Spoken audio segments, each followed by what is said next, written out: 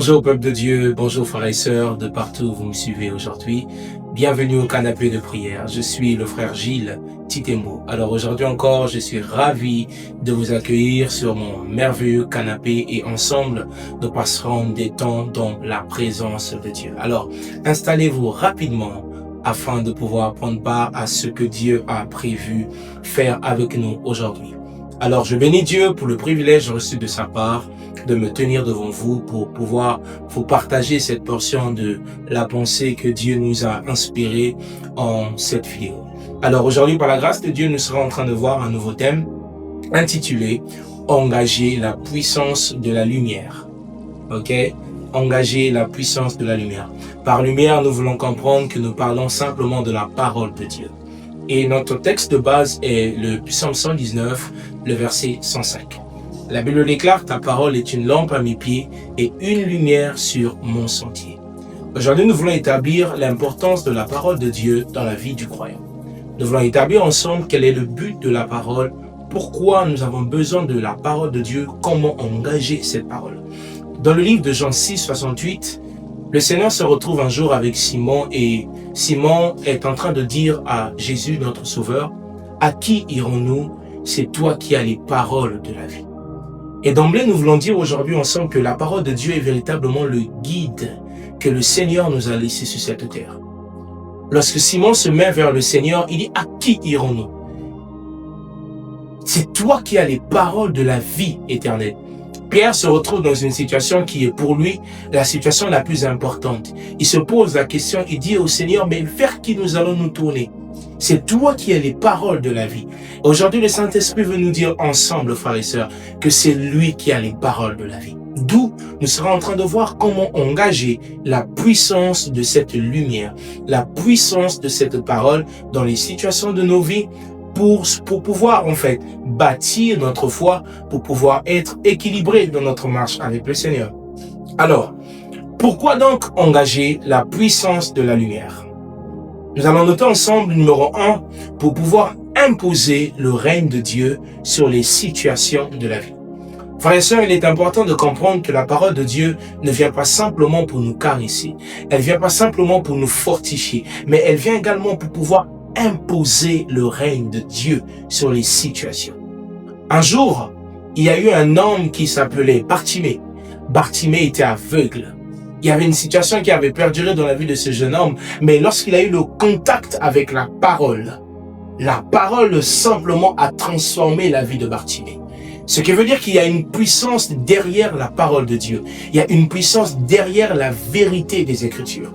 C'est ainsi qu'il est écrit dans le Psaume 24, les versets 7 jusqu'à 9, vous pouvez lire, la Bible déclare « Porte et levez volonté. Et levez volonté, porte éternelle, que le roi de gloire fasse son entrée. » Qui est donc ce roi de gloire? La Bible déclare, c'est l'Éternel, Dieu des armées. Ce qui veut dire que dans les situations de nos vies, nous avons besoin de la parole de Dieu. Dans la situation que vous traversez, vous n'avez pas besoin d'autre chose. Vous avez juste besoin de la parole de Dieu. Vous avez juste besoin d'imposer le règne de Dieu sur la situation afin que cette situation puisse lâcher prise. Je prends l'exemple très simple. Lorsqu'un enfant a besoin de demander quelque chose à un parent, lorsqu'un enfant veut par exemple dire « Papa, tiens, moi j'ai besoin d'une voiture. » Pas une voiture grande, une petite voiture. Et cet enfant va faire connaître le besoin à son père ou encore à sa mère. Et en retour, la mère pourra dire ou encore le père pourra dire à l'enfant « Ah tiens, je verrai comment faire pour t'offrir ce véhicule. » L'enfant, il croit simplement à la parole qui est dite par son père, il croit simplement à la parole qui est dite par sa mère. Il n'y a pas de preuve palpable qui montre à l'enfant qu'il recevra ce véhicule. Il n'y a pas de preuve palpable qui montre à l'enfant que papa va le faire, que maman va le faire, mais il croit pertinemment que mon père va le faire. Et Dieu veut également que nous, en tant que ses fils, que nous puissions nous engager dans cette vérité-là. Lorsque les problèmes arrivent, que nous puissions engager la réalité de cette parole, que nous puissions imposer le règne de Dieu dans les situations qui arrivent. Comme un enfant, nous allons croire que Dieu peut le faire. Comme des enfants, nous croyons que Dieu a la capacité de faire ces choses et lui, il va le faire. Oh, la parole de Dieu est tellement vraie, frères et sœurs. Lorsque Marie se retrouve lors de cette fête, elle dit aux disciples, tout ce qu'il vous dira de faire, faites-le. Il suffisait juste d'une parole. Il suffisait juste d'une parole qui devait emmener le règne de Dieu à cette fête. Et le pas qu'il devait faire, c'était juste de croire, de faire le pas, d'y aller, et la chose devait se faire. Alors j'ai une question pour vous. Quelle est cette situation qui perdure? Quel est ce problème qui vous empêche de manifester le règne de Dieu? Quelle est cette situation qui vous empêche de pouvoir vous lever et de pouvoir dire que dans ce problème, Dieu doit se lever? Lorsqu'on dit portez, levez vos linteaux, même la maladie élève ses linteaux. Les situations difficiles, irréversibles, devant la parole de Dieu, finissent par s'écrouler. Et ma prière pour vous, alors que vous écoutez cette vidéo, que vous la regardez, que la puissance qui réside derrière la parole de Dieu puisse vous impacter dans le nom de Jésus. Deuxièmement, il est important de noter ceci. Pourquoi engager la puissance de la lumière? Numéro 2, pour la manifestation de notre autorité en tant qu'enfant de Dieu. N'est-ce pas merveilleux de savoir que nous avons l'autorité? N'est-ce pas merveilleux de savoir qu'en tant qu'enfant de Dieu, vous avez une autorité que Dieu vous a donnée? Et cette autorité vient de la parole de Dieu. Romains 8, 19 déclare, « Et ainsi le monde attend avec un ardent désir la manifestation des fils de Dieu. » Frères et sœurs, lorsque vous vivez avec l'autorité de Dieu, vous manifestez son règne.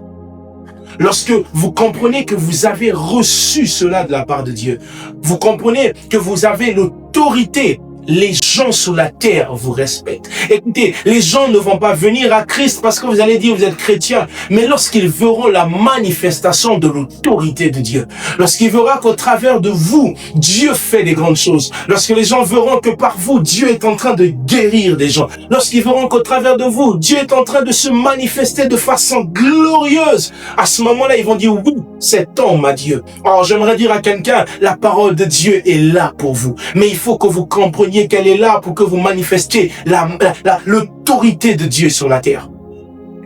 Le fils du président n'a pas besoin d'un mandat quelconque pour manifester son autorité. Il suffit simplement qu'il dise « Je suis le fils du président » et les portes qui étaient fermées s'ouvrent à lui. J'aimerais vous dire, la parole de Dieu est celle qu'il vous faut.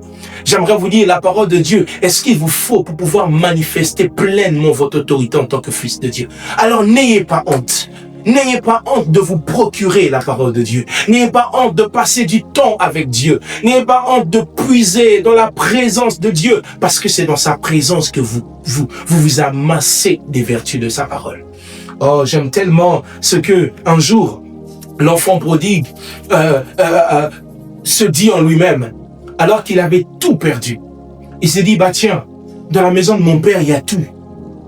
Mais dehors, il n'y a plus rien. Il faut que je reparte dans la maison de mon père. Or, il y a plusieurs personnes, vous devez revenir dans la maison de votre père.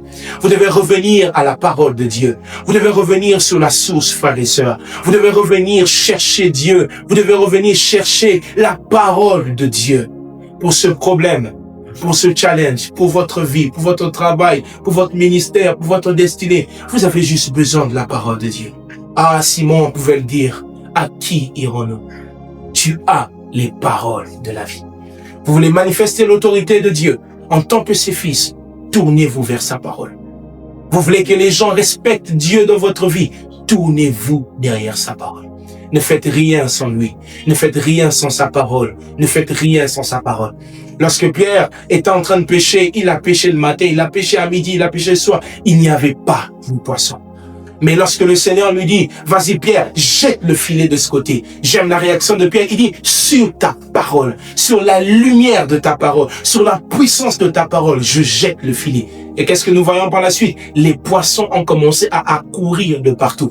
Et on nous dit même que c'était la plus grande pêche que Pierre avait faite. Je prie pour vous, alors que vous allez manifester cela, alors que vous allez manifester le désir de vous tourner vers la parole de Dieu, que les choses qui ne marchaient plus dans votre vie commencent à marcher dans le nom de Jésus. Que tout ce qui ne pouvait pas vous faire avancer, que vous commencez à avancer dès lors que vous êtes en train d'utiliser la parole de Dieu dans le nom de Jésus-Christ. Secondement, nous serons en train de voir comment engager cette parole. J'aime souvent dire aux gens, lorsque vous achetez un médicament, il y a une notice à l'intérieur. C'est la notice qui vous permet de pouvoir savoir quelle est la dose à prendre pour utiliser un médicament, quelle est la quantité que vous devriez prendre. Et chaque notice est mise dans ce carton pour pouvoir nous permettre de savoir à quel moment nous devons prendre. Je ne vais pas prendre le paracétamol pour un mal de ventre. ce serait une erreur. Je ne peux pas prendre de l'efferalgan pour un mal de ventre. Je ne peux pas prendre un produit, je peux dire, un sirop de la toux pour un mal de ventre. Chaque produit est utilisé pour un but précis. Et la parole de Dieu vient vers nous pour un but précis. Et j'aimerais vous dire également que cette parole a la capacité de pouvoir impacter chaque domaine de nos vies. Que ce soit le domaine professionnel, que ce soit le domaine politique, que ce soit le domaine ministériel, que ce soit le domaine marital, que ce soit le domaine éducatif, tous les domaines de la vie, la parole de Dieu a la capacité de pouvoir l'influencer. Alors, comment donc engager la puissance de la lumière? Numéro 1, en tant qu'enfant de Dieu, vous devez comprendre que vous devez vous nourrir des Écritures. Vous voulez vivre pleinement la puissance de la parole de Dieu, frères et sœurs, alors passez du temps dans les Écritures. De la même manière que vous mangez des McDonald's, je sais pas comment on dit, de la même manière que vous prenez des shawarma, de la même manière que vous prenez attiéké, poulet, banane, de la même manière que vous prenez du yaourt, des pizzas, toutes ces choses, nous avons besoin également de nous nourrir de la parole. Chez nous en Afrique, principalement au Congo-Brazzaville, il y a un plat que les Congolais de Brazzaville aiment. On appelle ça communément mboto. Mboto, c'est simplement la pâte d'arachide. Et moi, j'aime la pâte d'arachide. Et vous savez, à chaque fois que je mange la pâte d'arachide, je suis heureux. Ça m'apaise tellement, c'est tellement doux dans la bouche. À plus forte raison, lorsque vous vous nourrissez maintenant de la parole de Dieu. J'aime ce que Josué, dans le livre de Josué, il est écrit dans Josué 1, le verset 8, il dit que ce livre de la loi ne s'éloigne point de ta bouche. Ça, c'est basique à l'écodime. Tous les enfants de l'écodime doivent connaître ça. Que ce livre de la loi ne s'éloigne point de ta bouche. Médite-le jour et nuit. Or, j'aimerais dire à quelqu'un, vous voulez voir Dieu agir dans votre vie, commencez à vous nourrir de la parole. Ce problème devant Dieu a juste besoin de la parole de Dieu. Cette situation a juste besoin de connaître une révélation profonde des Écritures. Vous avez juste besoin de pouvoir vous asseoir avec Dieu, de commencer à creuser, de commencer à chercher la vérité sur cette maladie. Qu'est-ce que Dieu dit de cette maladie? Ce chômage, qu'est-ce que Dieu dit de ce chômage? Ce problème qui a perduré, qu'est-ce que Dieu dit de ce problème? Et vous savez, à chaque fois qu'un homme se nourrit de la parole de Dieu, son esprit est en train de grandir. À chaque fois que vous prenez le temps de vous asseoir vous-même avec Dieu, de puiser dans les Écritures, vous êtes en train de chercher une lumière personnelle. C'est pas pour rien qu'il est dit dans le psaume 119, le verset 105, « Ta parole est une lampe à mes pieds. » À chaque fois que vous puisez dans les Écritures, vous avez toujours une révélation profonde. À chaque fois qu'un homme s'assoit avec Dieu, il puise. Il puise. Un jour, Joseph Babalola se retrouve dans la présence de Dieu, en train de chercher la face de Dieu. Et Dieu lui dit, voici ce que toi tu feras dans ton ministère. Et Joseph Babalola avait besoin de simplement de la Bible à ses côtés et d'une cloche. Et Dieu lui avait dit, c'est comme ça que tu vas manifester ton ministère. Mes frères et sœurs, il n'a pas reçu ça dans une fête. Il n'a pas reçu ça à l'extérieur, dans un parc quelconque. Mais il a reçu ça dans la présence de Dieu. Je veux dire à quelqu'un, vous avez besoin de passer du temps avec Dieu. Vous avez besoin de vous asseoir avec le Seigneur. Cherchez Dieu dans les Écritures. Cherchez une révélation profonde sur votre destinée. Elle ne réside pas dans les mains d'un homme. Elle ne réside pas dans les mains d'un pasteur. Elle ne réside pas dans les mains d'un prophète. Elle ne réside pas dans les mains de nos pères, ni de nos mères. Mais elle réside dans la parole de Dieu. Alors asseyez-vous avec Dieu. Cherchez sa lumière, cherchez une révélation, cherchez une vérité qui parlera à cette situation. Et à ce moment-là, lorsque vous allez la découvrir, vous allez vous lever dessus et vous allez commencer à proclamer. Matthieu 4,4 déclare, l'homme ne vivra pas de pain seulement, mais de toute parole qui sort de la bouche de Dieu. La parole, juste la parole de Dieu. Nourrissez-vous de cette parole, le matin, le soir, à midi, à tout moment, dans le taxi, dans un moyen de transport, en marchant, en écoutant, tout ce que vous pouvez faire. Prenez soin de cette parole, car c'est la base. C'est ce qui permettra à ce que vous puissiez, c'est ce qui permettra à ce que vous puissiez grandir. Aussi longtemps qu'un enfant ne prend pas du lait, il ne pourra grandir. La parole est ce qui renforce notre esprit. La parole est ce qui bâtit notre homme intérieur. Et je prie que vous puissiez véritablement voir l'importance de la lumière de Dieu dans nos vies, dans le nom de Jésus. Et deuxièmement, comment engager la puissance des Écritures ou de la lumière, c'est que vous devez déclarer la parole reçue. J'aime simplement cette partie parce que ce que vous recevez, c'est ce qui a la capacité de vous impacter. Si vous ne recevez pas une information profonde, cette information ne peut pas vous impacter. Et aujourd'hui, le monde est rempli de beaucoup d'informations. Et le Seigneur dit dans les derniers jours qu'il y aura des temps difficiles. Les hommes deviendront idolâtres, fanfarons, hautains, irréligieux, haïssant les gens de bien. Il y aura tellement beaucoup de choses qui vont arriver sur la terre. Mais c'est la découverte des Écritures qui maintiendra votre foi. C'est la découverte des Écritures qui vous permettra, devant l'adversité, de déclarer ce que vous avez découvert et de dire à cette montagne, parce que j'ai su dans les Écritures, parce que j'ai vu ce que Dieu a eu à dire, je me lève, je possède cette vérité et je la déclare. Sur la maladie, Christ a dit, j'ai pris à la croix nos infirmités. Alors, je me réjouis de cette parole et je déclare à la maladie, maladie, tu n'as plus de place. La Bible déclare que l'homme mangera la sueur de son front. Alors, je crois que Dieu m'appelle à travailler. Je crois que Dieu m'appelle à faire quelque chose. Je puise dans sa parole. Je puise dans ses Écritures et je déclare. Quel est le problème qui résiste, frères et sœurs? Quel est le problème qui résiste? Le Saint-Esprit veut simplement vous dire, asseyez-vous avec Dieu. Marc 11, les versets 22 à 25, il dit, ayez foi en Dieu. Si quelqu'un dit à cette montagne, ôte-toi de là, et croit dans son cœur, s'il ne doute pas, il verra la chose s'accomplir. Alors c'est le moment pour vous aujourd'hui de vous attacher à la parole de Dieu.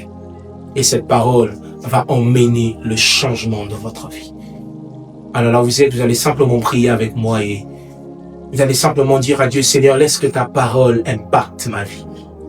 Laisse que ta parole produise des résultats dans ma vie.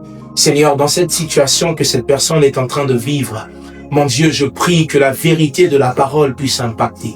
Que cette maladie qui a demeuré longtemps, Seigneur, je prie que la parole de Dieu emmène une transformation radicale dans le nom de Jésus. Il a fallu que Aîné soit devant cette porte, mais juste au contact de la parole, sa vie a été transformée. Père, je prie pour ces personnes, que tous ceux qui m'écoutent maintenant dans le nom de Jésus, que leur cœur soit fertile à entendre cette parole, que leur cœur soit fertile à recevoir la vérité de la parole et que cela produise des résultats dans le nom de Jésus, que le mal qui avait demeuré, parce que la Bible déclare, lève-toi et sois éclairé, car ta lumière arrive. Je prie que là où il y avait les ténèbres, Seigneur, que la lumière de Dieu vienne maintenant éclairer cela. Là où il y avait les difficultés, que maintenant la puissance de la parole de Dieu, la puissance de la lumière vienne impacter, que ceux qui étaient en train de souffrir, maintenant reçoivent la vie dans le nom de Jésus, que tous ceux qui persistaient, que tous ceux qui perduraient, je prie, mon Dieu, que la vie de ta parole puisse les impacter maintenant dans le nom de Jésus-Christ. De même que Pierre pouvait dire, à qui irons-nous? Tu as les paroles de la vie. Que les malades soient guéris maintenant, Père. Que les tourmentés maintenant soient rendus libres. Que les captifs, les opprimés à l'écoute de ta voix soient rendus libres dans le nom de Jésus, Père. Je prie pour cette femme qui est en train de pleurer dans sa maison. Je prie dans le nom de Jésus que cette personne soit consolée. Je prie pour cet homme qui n'arrive pas à trouver un emploi, qui est en train de dire comment je ferai pour prendre soin de ma famille. Seigneur, je prie parce que tu es le Dieu qui bénit. Je te prie d'ouvrir une porte. Je te prie d'étendre ta main et de pouvoir faire quelque chose. Que le miracle se produise maintenant dans votre vie, dans le nom de Jésus-Christ. N'oubliez pas une chose, Dieu est avec vous. Alors, prenez sa parole. Asseyez-vous avec cette parole, puisez dans sa parole, et la parole que vous recevez est ce qui finira par produire les résultats. Que Dieu vous bénisse, que Dieu vous permette de pouvoir véritablement jouir de cette parole dans le nom de Jésus de Nazareth.